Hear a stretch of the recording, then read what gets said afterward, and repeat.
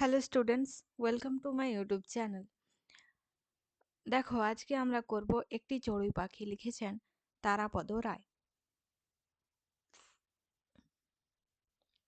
চতুর চড়ুই এক ঘুরে ফিরে আমার ঘরেই বাসা বাঁধে।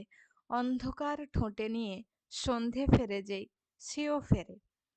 এ বাড়ির খড়কুটো ও বাড়ির ধান, ছড়ায় শব্দের টুকরো ঘর জুড়ে কিচিমিচি গান। কখনো সে কাছাকাছি কৌতূহলী দুই চোখ মেলে অবাক দৃষ্টিতে দেখে, হয়তো ভাবে লোকটা চলে গেল। এই ঘর, জানলা, দোর, টেবিলে ফুলদানি, বই, খাতা এসব আমারই হবে, আমাকেই দেবেন বিধাতা। আবার কার্নিশে বসে চাহনিতে তাচ্ছিল্য মজার, ভাবটা যেন এই বাজে ঘরে আছি নিতান্ত মায়ার। শরীর আমার তাই, ইচ্ছে হলে আজই যেতে পারি এ পাড়ায় ও পাড়ায় পালেদের বসেদের বাড়ি। তবুও যায় না চলে চলে, এতটুকু দয়া করে পাখি। রাত্রির নির্জন ঘরে আমি আর চড়ুই একাকী। তাহলে এখানে কবি বলেছেন যে একটি চতুর মানে চালাক চালাক একটা চড়ুই পাখি তার ঘরে ঘুরে ফিরে বাসা বাঁধে। চড়ুই পাখি মানুষের বাড়িতেই বাসা বাঁধে। এখানে কবির বাড়িতে একটি চতুর মানে চালাক চড়াই পাখি বাসা বেঁধেছে। কবি তাকে চালাক বলেছেন কেন? কারণ সে ঘুরে ফিরে কবির বাড়িতেই বাসা বাঁধছে। ঠিক আছে। অন্ধকার ঠোঁটে নিয়ে সন্ধ্যা ফেরে যেই। অন্ধকার ঠোঁটে নিয়ে যেমন মানে সন্ধ্যা যেমন আসে, তার একটু পরেই তো অন্ধকার নামবে।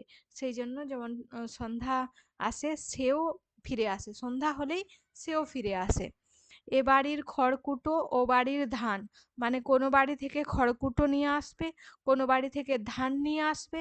ছড়াই শব্দের টুকরো, মানে খড়কুটো আনলো বা ধান আনলো, একটু ছোট ছোট শব্দ করে না, ঘর জুড়ে কিচিমিচি গান, কিচিরমিচির গান করে। আর খড়কুটো ধান এগুলো টুকটাক যেগুলো ছড়ানোর বা ফেলার শব্দ, সেই শব্দগুলো আসে। কখনো সে কাছাকাছি কৌতূহলী দুই চোখ মেলে অবাক দৃষ্টিতে দেখে। কখনো সে কি করে কৌতূহলী দৃষ্টিতে দেখে লেখকের দিকে, কবির দিকে।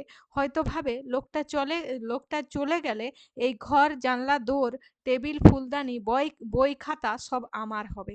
ঠিক আছে, এই লোকটা বলছে যদি চলে যায় তাহলে এর ঘরে যা যা কিছু আছে, ঘর আছে, জানলা, দরজা, টেবিল, ফুলদানি, বই, খাতা সব কিছু চড়াই পাখির হবে, আমাকেই দেবেন বিধাতা।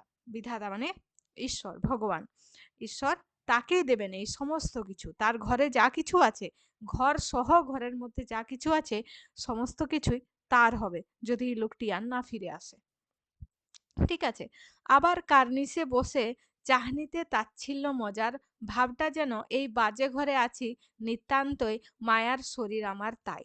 ঠিক আছে, তখন কার্নিশে বসে মাঝে মাঝে কি করে তাচ্ছিল্য ভাবতে থাকে। ঠিক আছে, এমন ভাব করে যেন সে বলছে এত বাজে ঘর, এত বাজে ঘরে আমি আছি, আমার দয়ার শরীর তাই আমি এখানে আছি, না হলে আমি চলে যাব।